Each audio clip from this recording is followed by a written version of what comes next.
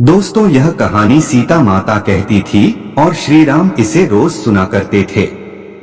एक दिन श्री राम भगवान को किसी काम के लिए बाहर जाना पड़ गया तो सीता माता कहने लगी कि भगवान, मेरा तो 12 वर्ष का नितनेम है। अब आप बाहर जाएंगे तो मैं अपनी कहानी किसे सुनाऊंगी। श्री राम ने कहा कि तुम कुएं की पाल पर जाकर बैठ जाना और वहां जो औरतें पानी भरने आएंगी उन्हें अपनी कहानी सुना देना। सीता माता कुएं की पाल पर जाकर बैठ जाती हैं। एक स्त्री आई, उसने रेशम की जरी की साड़ी पहन रखी थी और सोने का घड़ा ले रखा था। सीता माता उसे देख कहती हैं कि बहन, मेरा 12 वर्ष का नितनेम सुन लो। पर वह स्त्री बोली कि मैं तुम्हारा नितनेम सुनूंगी तो मुझे घर जाने में देर हो जाएगी और मेरी सास मुझसे लड़ेगी। उसने कहानी नहीं सुनी और चली गई। उसकी रेशम जरी की साड़ी फट गई, सोने का घड़ा मिट्टी के घड़े में बदल गया। सास ने देखा तो पूछा कि ये किसका दोष अपने सिर लेकर आ गई है। बहू ने कहा कि कुएं पर एक औरत बैठी थी, उसने कहानी सुनने के लिए कहा लेकिन मैंने सुनी नहीं जिसका यह फल मिला। बहू की बात सुनकर अगले दिन वही साड़ी और घड़ा लेकर सास कुएं की पाल पर गई। सास को वही माता सीता बैठी मिली तो माता सीता ने कहा कि बहन, मेरी कहानी सुन लीजिए। सास बोली कि एक बार छोड़ो, मैं तो 4 बार कहानी सुन लूंगी।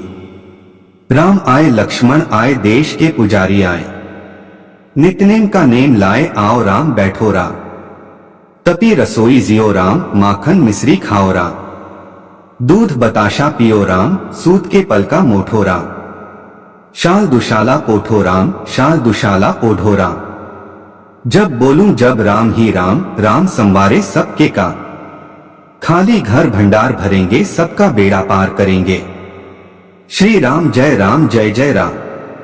सास बोली कि बहन, कहानी तो बहुत अच्छी लगी। कहानी सुनकर सास घर चली गई और उसकी साड़ी फिर से रेशम जरी की बन गई।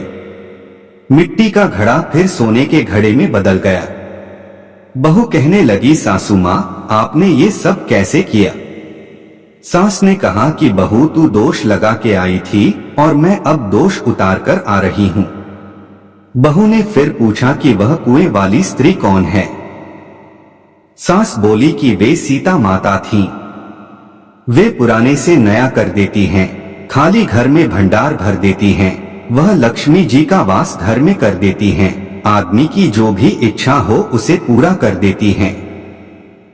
बहू बोली, किसी कहानी मुझे भी सुना दो। सास बोली कि ठीक है, तुम भी सुनो, और सास ने कहानी शुरू की। कहानी सुनकर बहू बोली कि कहानी तो बहुत अच्छी है। सास ने कहा कि ठीक है, इस कहानी को रोज कहा करेंगे। अब सास बहू रोज सवेरे उठती, नहाती धोती और पूजा करने के बाद नितनेम की सीता की कहानी कहती। एक दिन उनके यहाँ एक पड़ोस की औरत आई और बोली कि बहन, जरा सी आंच देना। तो वह बोली कि आंच तो अभी हमने जलाई ही नहीं। पड़ोसन ने कहा कि तुम सुबह 4 बजे से उठकर क्या कर रही हो। फिर उन्होंने कहा कि सुबह उठकर हम पूजा करते हैं।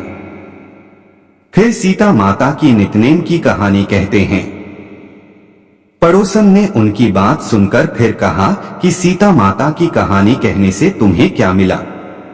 वे बोली कि इनकी कहानी कहने से घर में भंडार भर जाते हैं, सारे काम सिद्ध होते हैं, मन की इच्छा भी पूरी होती है। पड़ोसन कहती है कि बहन, सी कहानी तो मुझे भी सुना दो। फिर वह बोली कि ठीक है, तुम भी यह कहानी सुन लो। सारी कहानी सुनने के बाद पड़ोसन कहने लगी, बहन, कहानी तो मुझे बहुत अच्छी लगी। अब वह पड़ोसन भी नितनेम सीता माता की कहानी कहने लगी। कहानी कहने से सीता माता ने पड़ोसन के भी भंडार भर दिए। अब तो पूरे मोहल्ले में नितनेम की कथा चल पड़ी, हर किसी की मनोकामना पूरी होने लगी। हे सीता माता, जैसे आपने उनके भंडार भरे वैसे ही आप हमारे भी भंडार भरना, कहानी सुनने वाले के भी और कहानी कहने वाले के भी। दोस्तों, वीडियो पसंद आई हो तो वीडियो को लाइक चैनल को सब्सक्राइब करें और कमेंट बॉक्स में जय श्री राम जरूर लिखें।